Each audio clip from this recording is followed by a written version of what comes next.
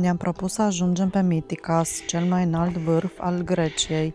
Am ajuns până aproape de el și apoi am făcut ceva ce nu ne place prea mult în călătorii. Ne-am întors, nu pentru că muntele ne-a învins, ci pentru că uneori trebuie să știi când să te oprești.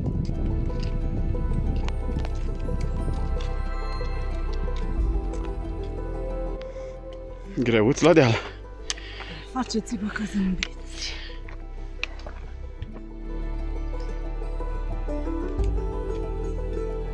Grecia ne era deja cunoscută pentru mare și plajele ei, dar de data asta, înainte să mergem mai departe spre coasta vestică, am vrut să vedem ce se ascunde în interiorul acestei țări. Am venit în Grecia pentru mare, dar drumul ne-a dus și spre munți. Înainte să pornim în drumeție, ne-am oprit într-un loc mai deosebit, Paleios Pantelimonas, un sat de munte care a fost aproape abandonat și care astăzi pare să fi primit o a doua viață.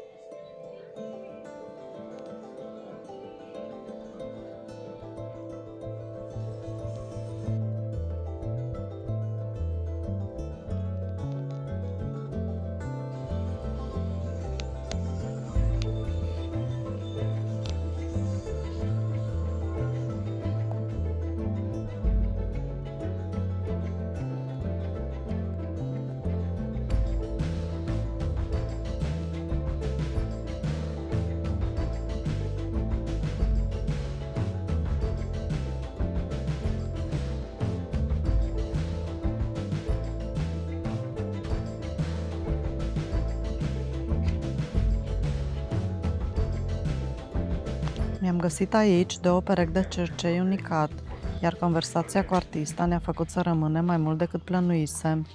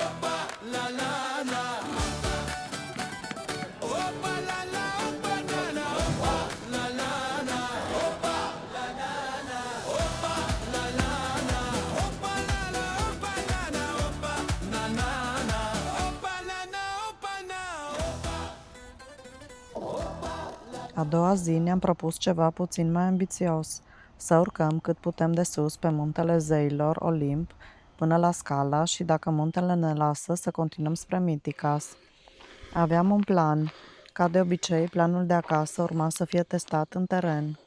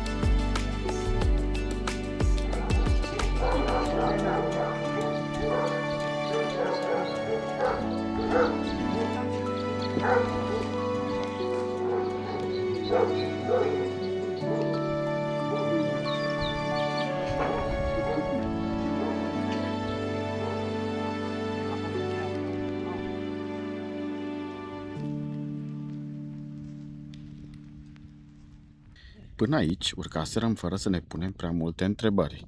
Am oprit pe terasa cabanei să ne alimentăm cu un sandwich și să facem plinul de energie pentru ce avea să urmeze.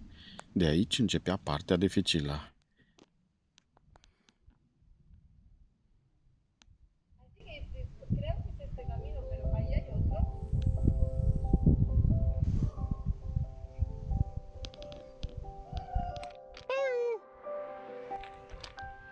Aici!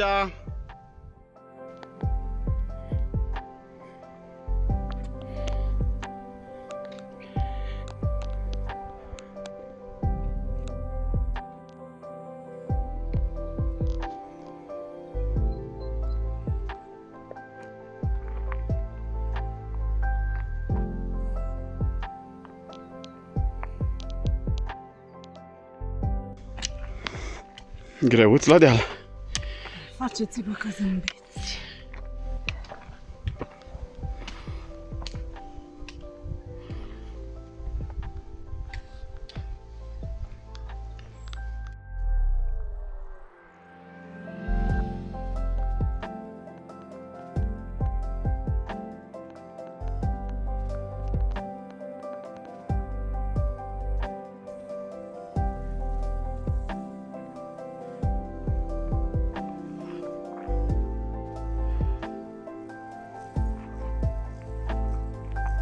Impresionant.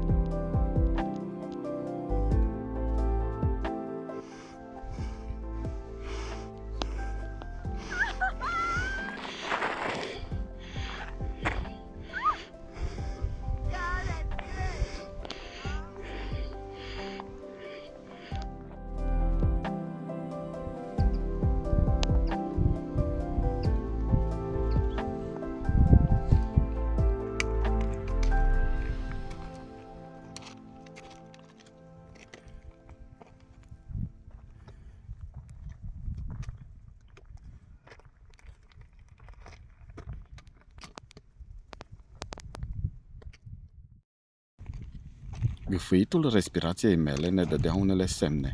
Căscatul Laurei era alt semn că oxigenul începea să se rarifieze.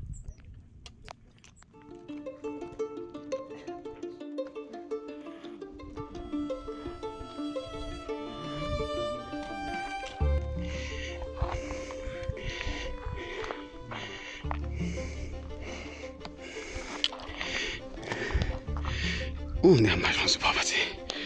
Casa zeilor. În rai. Cu capul în nori.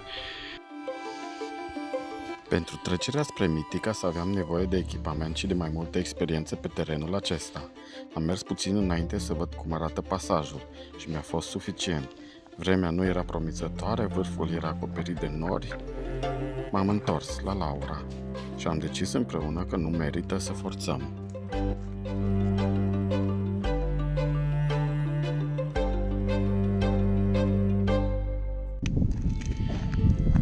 Deci am urcat până pe vârful Scala, 2866 de metri altitudine.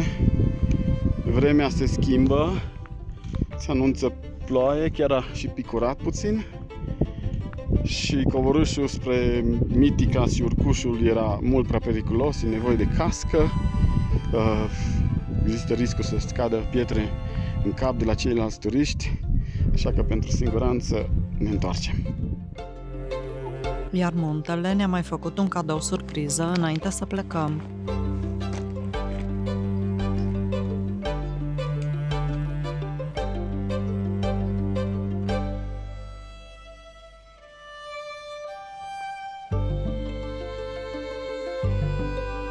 Poate că n-am ajuns pe Miticas, dar în ziua aceea am învățat ceva mult mai important.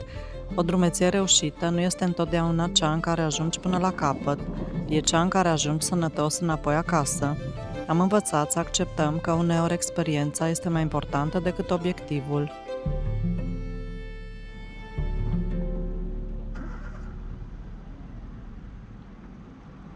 După Olimp, Meteora ne-a făcut să schimbăm din nou perspectiva. Am ajuns într-un loc în care oamenii au construit mănăstiri, acolo unde pare imposibil să ajungi.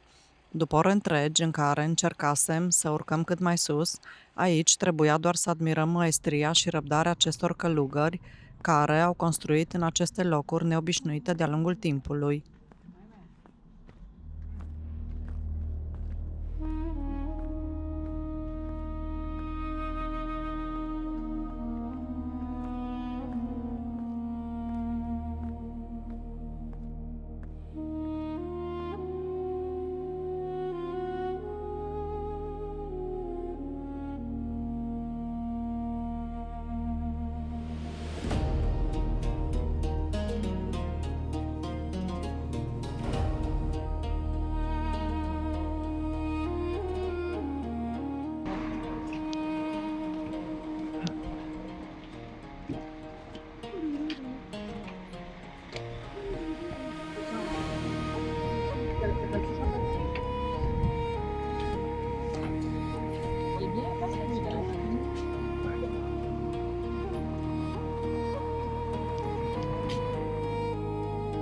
Este unul dintre locurile acelea atât de spectaculoase încât e greu să mai rămâi singur cu ele.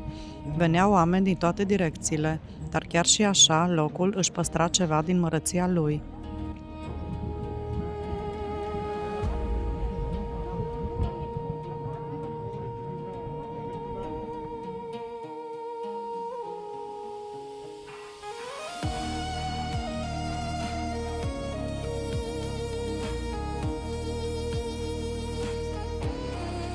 Meteora ne-a propus o altfel de experiență. Aici, înainte să admiri locul, trebuie să-i respecti regulile. În interiorul mănăstirilor, timpul pare să curgă altfel.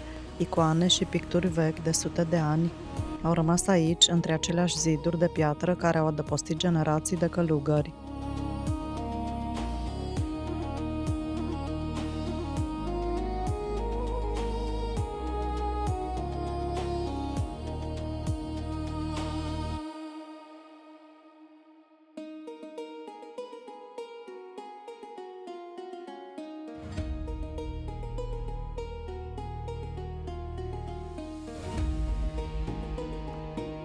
Și bineînțeles există și un cod vestimentar. Pantalonii scurți nu sunt o opțiune pentru bărbați, iar pentru femei, pantalonii lungi nu sunt suficienți. Fusta lungă este obligatorie.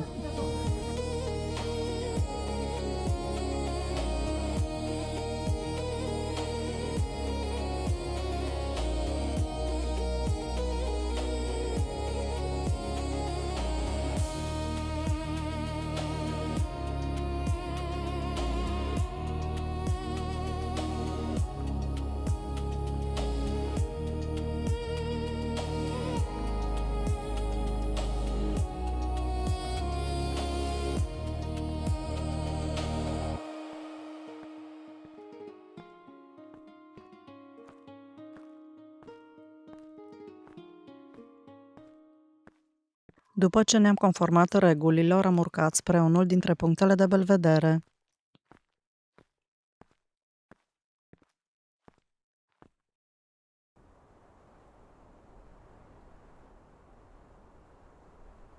Și atunci înțelegi de ce oamenii au ales tocmai aceste stânci pentru a construi ceva atât de aproape de cer.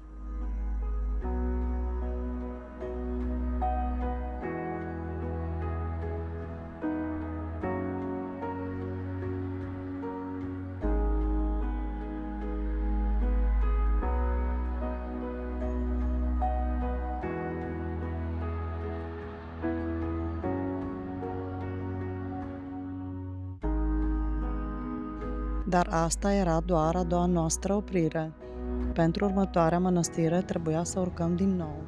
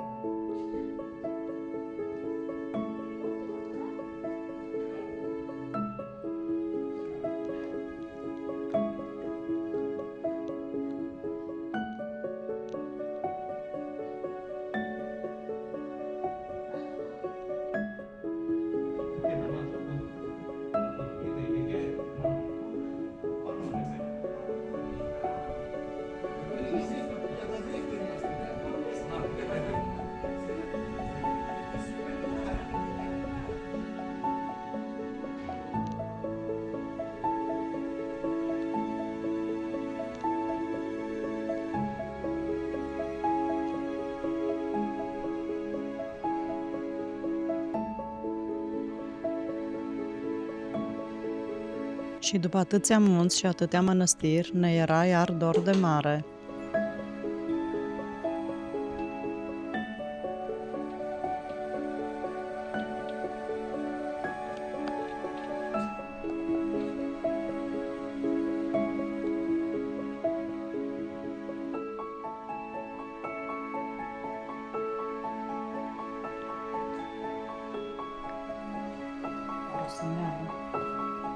Doamna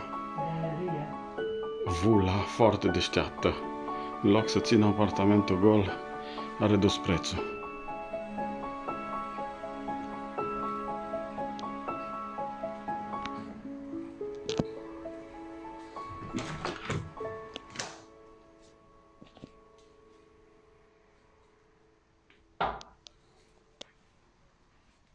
În Parga nu am avut un plan prea complicat. Ne-am găsit un loc minunat unde să ne cazăm, am coborât spre mare și am făcut ceea ce începuse să devină deja un obicei pentru noi. Am căutat un colț în care să fim doar noi.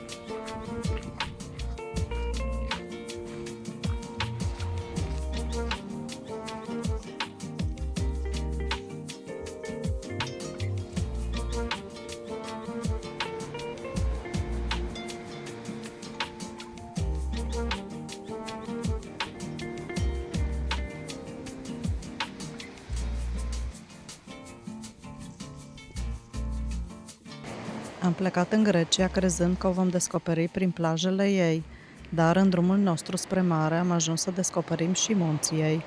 Și poate că asta ne place cel mai mult la călătorii, că uneori ceea ce cauți nu este neapărat ceea ce găsești.